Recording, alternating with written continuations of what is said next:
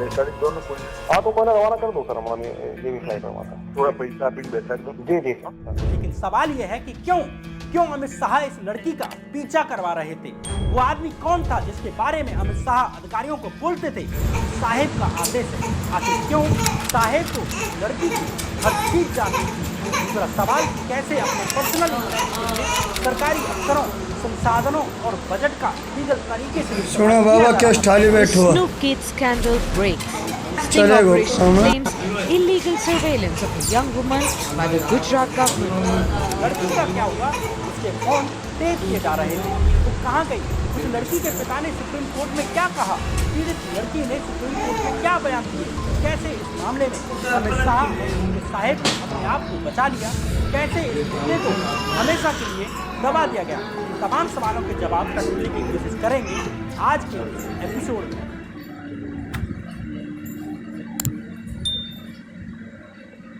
नमस्कार, मैं श्याम मीरा सिंह। ये कहानी शुरू होती है भुज भूकंप से। 26 जनवरी 2001 के दिन जिस वक्त देश गणतंत्र दिवस मना रहा था, उसी वक्त सुबह के ठीक 8:46 पर गुजरात के कच्छ जिले में एक भयानक भूकंप आता है। कच्छ जिले के भुज में आए इस भूकंप के कारण 1-2 हजार नहीं बल्कि 13,000 से अधिक लोगों की जान चली जाती है। पूरा शहर भूकंप से तबाह हो गया। गुजरात सरकार के द्वारा भुज शहर को दोबारा से रीडेवलप करने की कोशिश की जाने लगी। 26મી સાંજે કચ્છ પહોંચ્યો તો ભૂકંપ આવ્યો ત્યારે દિલ્હીમાં હતો। इसी बीच 28 मई 2003 के दिन आईएएस अधिकारी प्रदीप शर्मा कच्छ जिले के जिलाधिकारी बनकर आते हैं। यहाँ साल 2003 से लेकर साल 2006 तक प्रदीप शर्मा कच्छ जिले के जिलाधिकारी रहते हैं। इसी बीच प्रदीप शर्मा ने कच्छ जिले में आने वाले भुज शहर के ब्यूटिफिकेशन का काम शुरू कर दिया। भुज शहर में ही प्रदीप शर्मा की मुलाकात शहर के एक समृद्ध सुनार से होती है। इनका नाम हम प्राइवेसी के कारण नहीं बता रहे। भुज भूकंप के कारण ज्वेलरी के बाजार में भी भारी नुकसान हुआ, लेकिन इस ज्वेलर ने बाजार में काम करवाने के लिए अन्य दुकानदारों में सहमति बनवाई। इस तरह ये ज्वेलर प्रदीप शर्मा के संपर्क में आते हैं। इस ज्वेलर ने बंगलुरु से मैकेनिकल की इंजीनियरिंग की भी पढ़ाई की थी और यहीं से उनकी बेटी माधुरी ने आर्किटेक्ट की पढ़ाई की थी।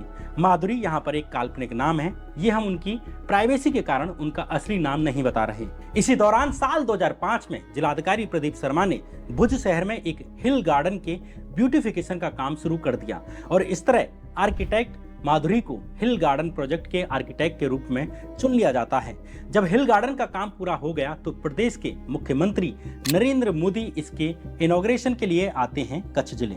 आईएएस प्रदीप शर्मा के अनुसार यही वो वक्त था जब उन्होंने माधुरी को सीएम नरेंद्र मोदी से मिलवाया। मोदी ने माधुरी से कहा कि अगर उसे कोई सुझाव देने हैं तो वो उन्हें ईमेल कर सकती है। इस तरह मोदी ने माधुरी से अपना प्राइवेट ईमेल शेयर किया। मुख्यमंत्री से ईमेल मिलने के बाद माधुरी ने उन्हें हिल गार्डन दौरे के लिए धन्यवाद कहा। इस तरह माधुरी और मोदी के बीच ईमेल का आदान प्रदान शुरू होता है। कुछ दिन के बाद अक्टूबर 2005 में गुजरात सरकार का शरद उत्सव आने वाला था। गुजरात सरकार की तरफ से कच्छ में होने वाले शरद उत्सव में शामिल होने के लिए माधुरी ने कच्छ जिले के प्रशासन से संपर्क किया। इस तरह माधुरी को इस सरकारी कार्यक्रम में गेस्ट कोऑर्डिनेट करने का काम मिल जाता है, जिसके बदले उन्हें एक अमाउंट मिलना भी तय हुआ। आईएएस अधिकारी प्रदीप शर्मा के अनुसार इस दौरान माधुरी ने उन्हें बताया कि वो बंगलुरु जाने का प्लान बना रही है। साथ ही ये भी बताया कि उसके और सीएम मोदी के बीच ईमेल के माध्यम से इंटरेक्शन हो रहा है। प्रदीप शर्मा ने एक टीवी इंटरव्यू में यह भी दावा किया कि सीएम मोदी की माधुरी में इतनी अधिक दिलचस्पी बढ़ गई कि उन्होंने माधुरी से कहा कि वो एक अलग ईमेल बना ले। बाद में मोदी ने उसे बातचीत करने के लिए अलग नंबर लेने के लिए भी कहा। I do remember her telling me that he had asked her to open a separate account for his email, and then from there they graduated to mobile phones, and again he had advised her to keep a separate mobile phone. IAS Pradeep Sharma के अनुसार शरद उत्सव आने तक मुख्यमंत्री और माधुरी के बीच message पर बात होनी शुरू हो जाती है। यहाँ ये बताना जरूरी है कि माधुरी प्रदीप शर्मा को अपने गार्डियन की तरह मानती थी, क्योंकि प्रदीप शर्मा ने उसके करियर में भी हेल्प की थी और माधुरी के परिवार से भी उनका मिलना बैठना था। यही कारण है कि जब भी वे माधुरी से मिलते तो माधुरी उन्हें मोदी से चल रही बातचीत के बारे में बताती। She found upon me a guide who could advise her. She would take advice from me on. IAS अधिकारी यानी प्रदीप शर्मा के अनुसार जब शरद उत्सव आया तो सुबह के करीब 7 बजे वे मुख्यमंत्री नरेंद्र मोदी के साथ खड़े थे। तभी माधुरी वहां आती हैं। दोनों की बातचीत से पता चल रहा था कि दोनों के बीच बात हो रही है। प्रदीप शर्मा के अनुसार इसी फंक्शन में माधुरी ने उन्हें बताया कि वे जब चाहें तब मोदी के ऑफिस जा सकती हैं। अगर मोदी मीटिंग में भी होंगे तब भी सीनियर अधिकारियों को छोड़ वे उससे प्राइवेट बात करने के लिए मीटिंग से बाहर निकल आएंगे।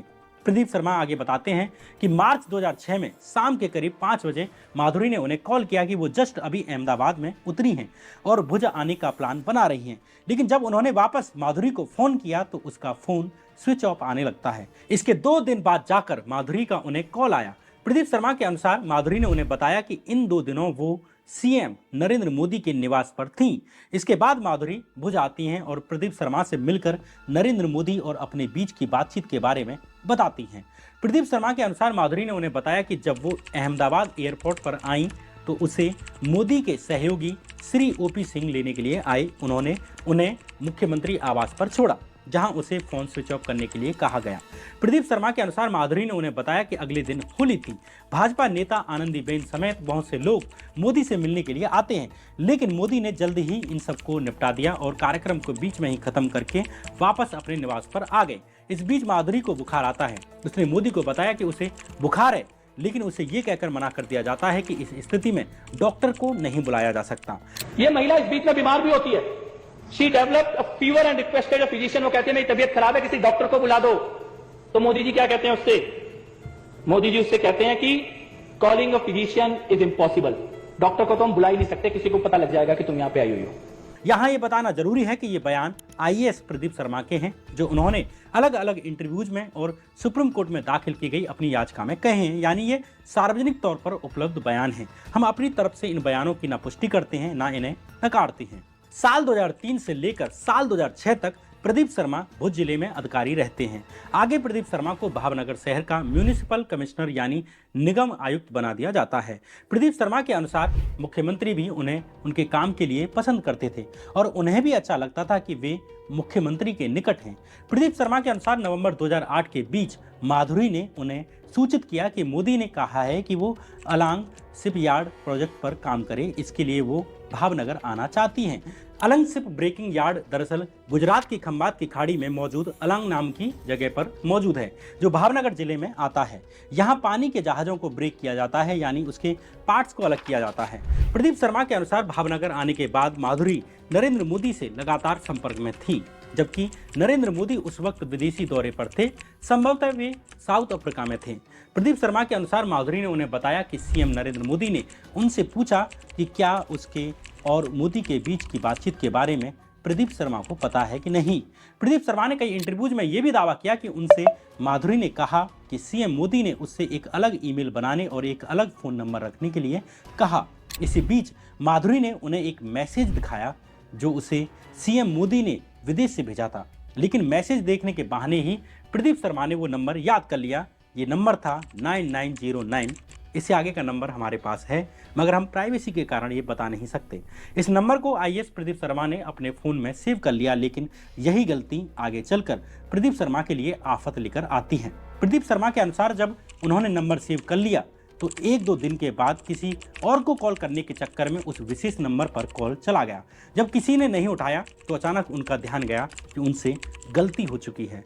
प्रदीप शर्मा के अनुसार संभवतः यहीं से वे सर्विलांस पर आते हैं कि उस विशेष नंबर पर आया कॉल किसका है। And inadvertently, I had called that number. Thinking that I'm calling one of my staff, I had called that number. All right. And I think that missed call led to a kind of series of surveillance. They wanted to find out who it was. Pradeep Sharma के एक interview के अनुसार शायद नरेंद्र मोदी को शक था कि उनके पास कोई सीडी है, जिससे वे परेशान थे कि वे उनके करियर के लिए मुश्किलें पैदा कर सकते हैं। दरअसल प्रदीप शर्मा दावा करते हैं कि उन्हें उनके किसी करीबी ने कोई पत्र भेजा जिसमें उसने दावा किया कि माधुरी की कोई सीडी इंटरनेट पर मौजूद है, इसलिए वे उससे दूर रहें। चूंकि आईएएस प्रदीप शर्मा का फोन सर्विलांस पर था, इसलिए प्रदीप शर्मा की आशंका है कि इसलिए ही नरेंद्र मोदी को लगता था कि शायद उस सीडी में वे ही हैं। हालांकि एनडीटीवी को दिए इंटरव्यू में प्रदीप शर्मा दावा करते हैं कि उनके पास ऐसी कोई सीडी नहीं थी। यहाँ 2 सवाल मन में उठते हैं। एक ये कि आईएएस प्रदीप शर्मा नरेंद्र मोदी पर इतने गंभीर आरोप क्यों लगा रहे थे और इसमें सच्चाई कितनी थी। हम अपनी तरफ से प्रदीप शर्मा के दावों पर अपना कोई मत नहीं रख रहे, लेकिन इसका आप स्वयं इसका निर्णय ले सकें, इसके लिए इस केस से संबंधित बाकी चीजें डिस्कस करते हैं। साल 2011 में आईएएस प्रदीप शर्मा ने सुप्रीम कोर्ट में एक याचिका डालते हुए कहा कि उन्हें मोदी के द्वारा टारगेट किया जा रहा है। मुख्यमंत्री मोदी की तरफ से उन्हें फंसाने की साजिशें रची जा रही हैं, इसलिए उन पर फर्जी मुकदमे लगाए जा रहे हैं। इसी तरह के एक पुराने केस में 6 जनवरी 2010 के दिन आईएएस प्रदीप शर्मा को गुजरात पुलिस के द्वारा अरेस्ट कर लिया जाता है। 2 महीने के बाद 31 मार्च 2010 के दिन आईएएस प्रदीप शर्मा के खिलाफ एक और एफआईआर दर्ज कर ली जाती है। इसके 6 महीने के बाद 25 सितंबर 2010 के दिन भी आईएएस प्रदीप शर्मा के खिलाफ एक और केस लाद दिया जाता है। इसके भी 4 महीने के बाद 22 फरवरी 2011 के दिन प्रदीप शर्मा के खिलाफ एक और मुकदमा दर्ज कर लिया गया। चूंकि इन केसों की जांच गुजरात पुलिस की क्राइम ब्रांच कर रही थी, इसलिए प्रदीप शर्मा ने सुप्रीम कोर्ट में एक याचिका डाली और इस याचिका में प्रदीप शर्मा ने कहा कि उन्हें मुख्यमंत्री के द्वारा इसलिए टारगेट किया जा रहा है क्योंकि मुख्यमंत्री को लगता है कि उनके पास माधुरी और सीएम मोदी के बीच के रिश्तों की जो जानकारियां हैं वो हैं।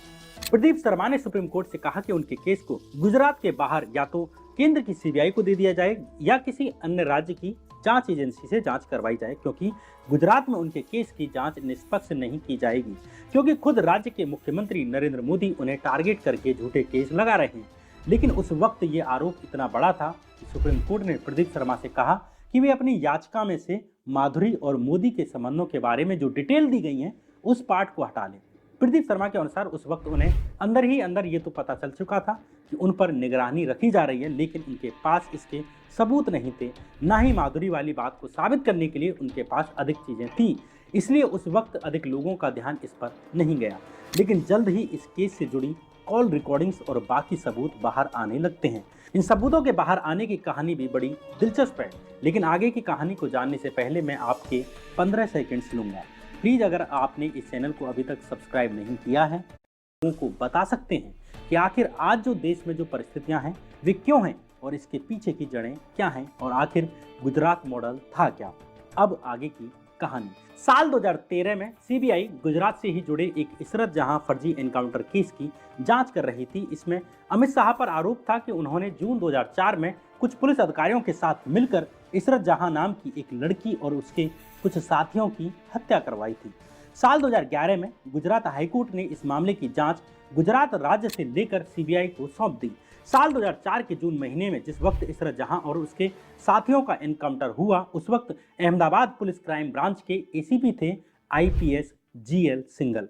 सीबीआई ने अपनी जांच में पाया कि इशरत जहां फर्जी एनकाउंटर केस में एसीपी जीएल सिंघल का भी बड़ा हाथ है। इस तरह 22 फरवरी 2000